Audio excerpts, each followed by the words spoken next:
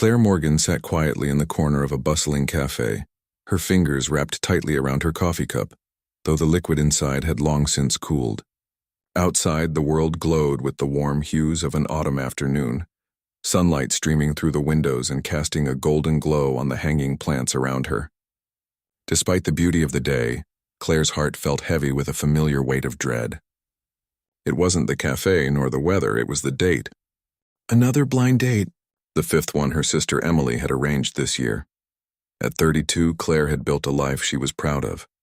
She taught literature at the community college, published 2 poetry collections, and volunteered at the local animal shelter. She had a circle of close friends who loved her for who she was. By every reasonable measure, she was successful and content. But her family and society still looked at her differently. They saw a woman who wasn't married, who wasn't the picture of conventional beauty. And in their eyes, that was a failure. Claire was a plus-sized woman. She had struggled with her weight for years, battling society's standards of beauty until she'd finally found peace with her body. She was healthy, confident, and comfortable in her skin. But that didn't stop the comments or the looks. Men rarely saw her, at least not in the way she wanted them to. At social events, they passed by without a second glance, ignoring her as though she didn't exist. Her train of thought was interrupted when a man approached her table. He was striking, tall, and impeccably dressed in a tailored charcoal suit. His eyes, a mesmerizing blue-green, met hers with an intensity that made her stomach flutter. His smile, though uncertain, felt genuine. This couldn't be her blind date. Men like him didn't get set up on blind dates, especially not with women like her. "I'm Ryan," he said, offering her his hand. "Ryan Fitzgerald. Your sister Emily set this up." Claire blinked, her surprise evident. "I'm Claire, nice to meet you." She shook his hand, still unsure of the situation. "Please have a seat." As Ryan sat across from her, Claire couldn't help but study him. Everything about him screamed success. His confident demeanor, his designer watch, the way the barista had lit up when he entered the cafe. Emily had told her Ryan was successful, but she had downplayed it. She hadn't mentioned just how mismatched their world seemed. Ryan broke the silence with a soft laugh. "I have to admit I was a little nervous about this. It's been years since I've been on a blind date." "What made you agree to this one?" Claire raised an eyebrow. "Curiosity, I suppose. You're the first guy I've met in a long time who seems genuinely interesting." Ryan chuckled. "Your sister's very persuasive. She cornered me at work, showed me pictures of you, and told me all about your poetry. Wouldn't let me leave the break room until I agreed to meet you." Claire smiled, though it was tinged with embarrassment. "I'm sorry.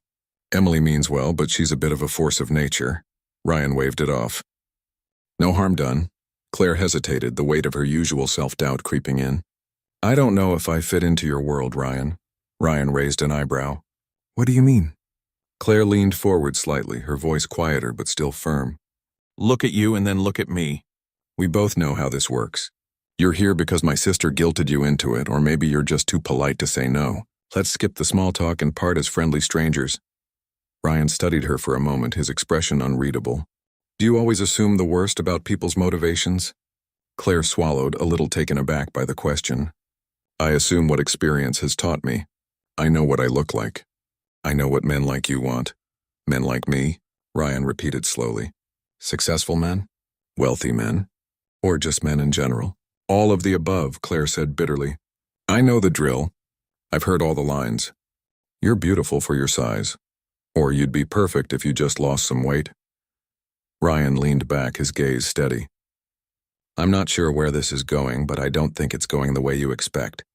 I agreed to this date because Emily showed me your poetry. I picked up your book one day at the office. Your words are incredible, Claire. Raw, honest, seeing beauty where others might miss it. I wanted to meet the person who could write like that." Claire's breath caught, a rush of warmth flooding her chest. "That's kind of you to say." "It's the truth," Ryan said earnestly. "Yes, I'm successful.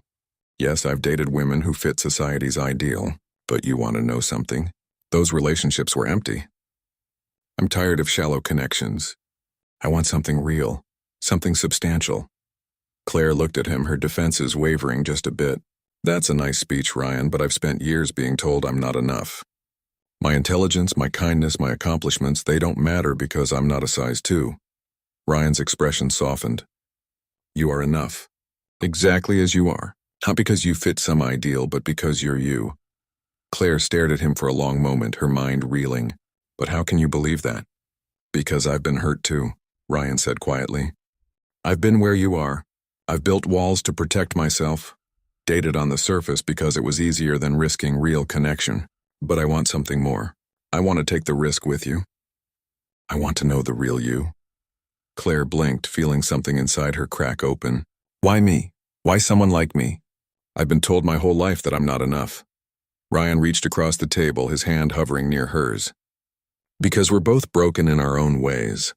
And maybe that's why we should give this a chance. Two people who've been hurt, but who understand the value of being seen and chosen for who we truly are. Claire looked down at his hand, then back up at his face. Slowly, she placed her hand in his. Okay, she whispered, her voice thick with emotion.